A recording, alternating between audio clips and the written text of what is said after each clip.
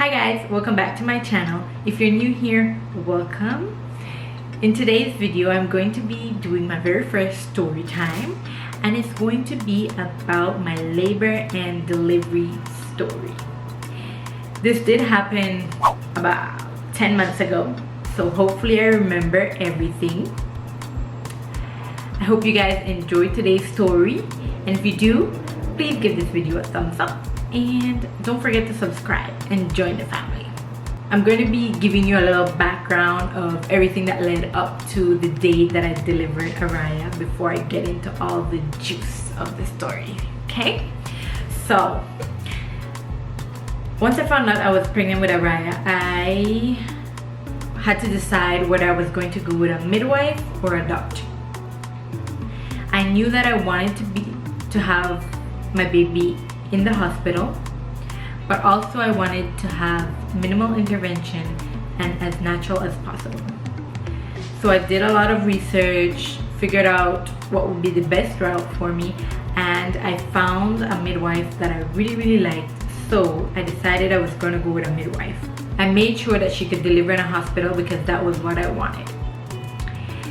Halfway into my pregnancy, I found out that I was low in iron. So I started to take iron supplements, but they did not really help to get my iron up. So I had to get an infusion because I really needed to have my iron up before the baby was born.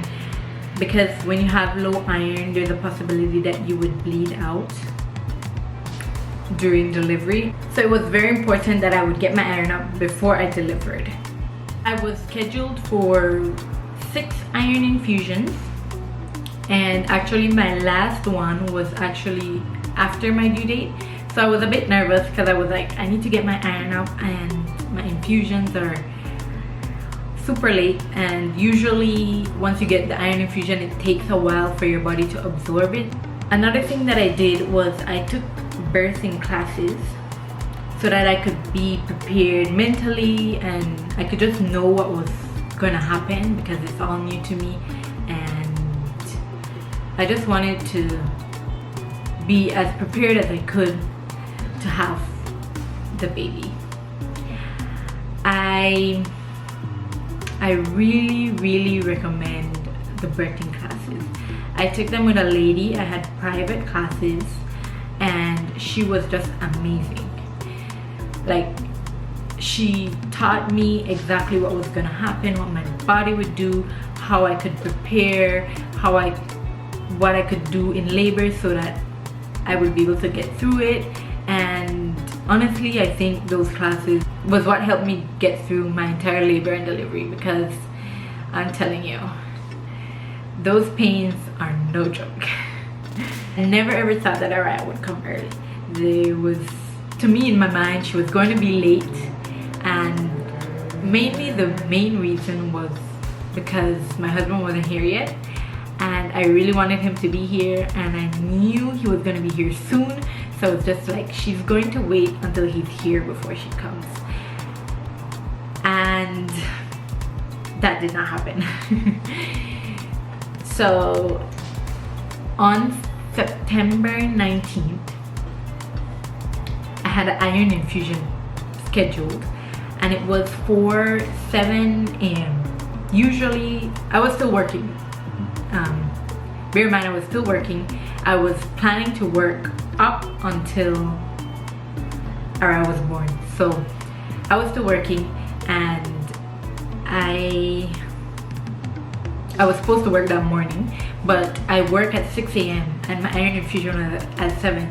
So there was like no point in going to work and then having to leave at 6:30 to get to my iron infusion, and only working for half an hour before my iron infusion. So I didn't go into work that morning. I woke up, and I woke up before I was supposed to get up. I woke up probably at really early. I forget exactly what time, but it was like 4 or 5 in the morning.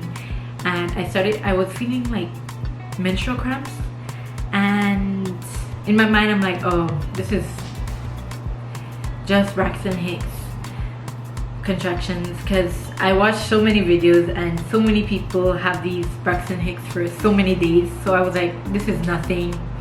I got up and I started to get ready for my appointment, and the contractions were very mild, like they were nothing too painful. They were not consistent at all, so I still went into my infusion. And when I got there, I signed in and everything, and I was waiting. And once they took me in, they usually ask questions, so they were like, how am I doing? And I told them that I was feeling minimal cramping, and they were like, we cannot infuse you if you're having contractions. And I'm like, but it's not. And they're like, you should call your midwife. So I did, and she told me to wait until they were lasting about a minute long, and they were 5 minutes apart for an hour. So I still wanted to get my infusion on, but they refused, so I went home. My appointment isn't far from home, so instead of like calling a cab or something, I decided I'm just gonna walk home, take my time, and I did that. I walked, it was probably about 30 minutes. While I was walking, I was still feeling contractions, but they were not anything too strong, so they were still like menstrual cramps to me. So I was like, this is gonna go on for a while. I did let my mom know so that she could be aware, and she decided that she was gonna come home to be with me just in case. And once I got home, I decided I was gonna have a shower, because someone told me if you take a shower and the cramping goes away, then it's Braxton Hicks, it's false labor.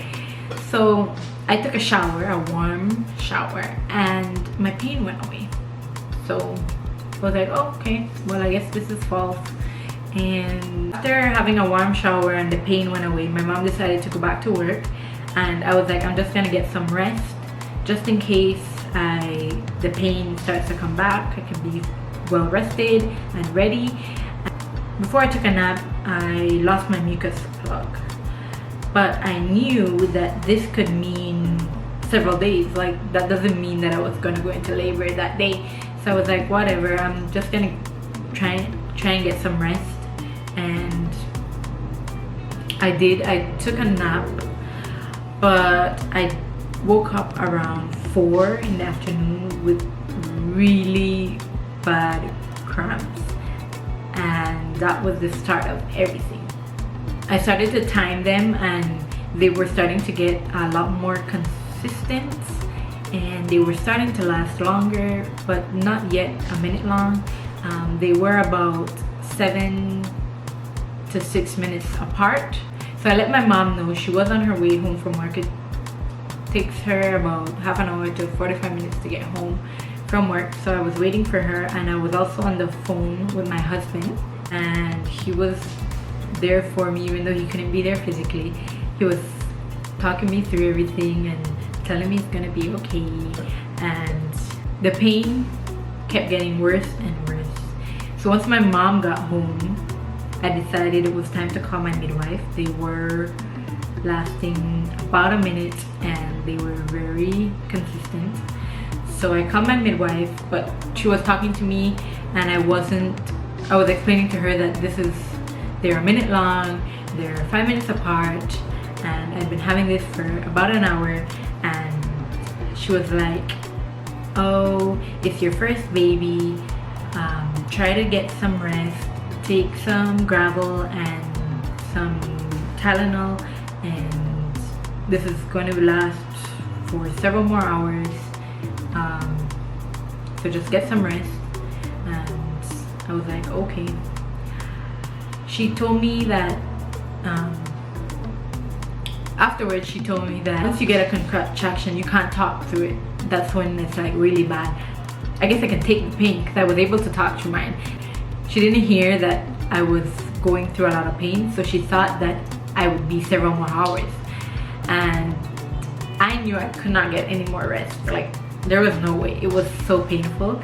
So I was like, I'm just gonna go into the bath, because that was what I felt like doing. And so I filled my bathtub up with water, and I just lay in there, and each time I would get a contraction, I would be telling myself that the pain is gonna go away, it's gonna be okay, and this is what my body needs to do so that I could have the baby. So every time I would just tell myself that it's gonna go away, it's not gonna last forever. And that's how I got through each contraction. And I could remember there was one contraction where I like to explain it as a wave, because that was how my instructor taught me that they're like waves, they come and then they go. So this one was coming, and it was, to me, at the worst pain it could be. And instead of going away, like it started to go away, but instead of fully going away, it just came right back. And I was like, because my mom was there with me, and I just told her, it's not going away, like it's coming back. And she was like, I'm gonna call your midwife right now. So she called my midwife for me, and my midwife was like, okay, I'm coming, I'm gonna come and check you. And it probably took my midwife about half an hour to get there. And when she arrived, she checked me and she was like, you're having this baby now. And I was like, but I'm supposed to go to the hospital, I have low iron, I don't want to bleed out. And she's like, well, we can't call an ambulance, but you're probably gonna have the baby in the back of the ambulance, so it's up to you. And I'm like, I'm not going anywhere. Like, even though in my mind I wanted to be at the hospital, I just knew there was no way I was gonna move from there. And so all her stuff, like, she's prepared, so all her stuff is in the back of her car, and she couldn't leave me because I was gonna have that baby. And so she sent my mom down to get her stuff, and they were like huge containers of stuff that she would need for me. And my mom ran down and grabbed everything. Alright, I just woke up from her nap, so if you hear anything, she's like right here playing with her toys. But let's get back to the story. She had to empty the tub because I can't have the baby in half water, half out. And so she emptied the tub, and then once my mom got the stuff back up, she was able to get everything she needed for me to have the baby. And I just started pushing. Like, I was already pushing, but trying not to, kind of. And I'm telling her, I gotta push, I'm pushing. And she's like, go ahead, just do it, just do what your body tells you to do. So I started pushing, and in 3 pushes Araya was out. Like, it was so fast. So on September 19, Araya was born at 7:48 p.m. She was 7 pounds 14 ounces, and she was 20 inches long. It happened so fast, so it's like so like surreal for me. I wasn't able to get pictures or videos that I wanted because I just didn't know that it was gonna happen so fast. I was probably in labor for about 4.5 hours, so it was very short and unexpected. But looking back at it, I am so glad it went that way. I'm so glad that I was able to deliver at home with no complications, because my iron was low, but I did not bleed too much, so I was good. I could stay home. I didn't have to go anywhere. I didn't have to be in a hospital bed. I could just be in the comfort of my own bed, and my baby was there. The midwives came to me. I didn't have to go anywhere, so that was great. Like, I wouldn't do it any other way now. If I ever have any more kids, I hope I could have them at home, because I think it's the best experience ever. Hope you guys enjoyed my labor and delivery story. If you did, give this video a thumbs up, and comment below if you have any crazy labor and delivery stories to share. I'd love to read them. And don't forget to subscribe and hit that notification bell so you get notified every time I post a new video. Thank you guys so much for watching. Bye!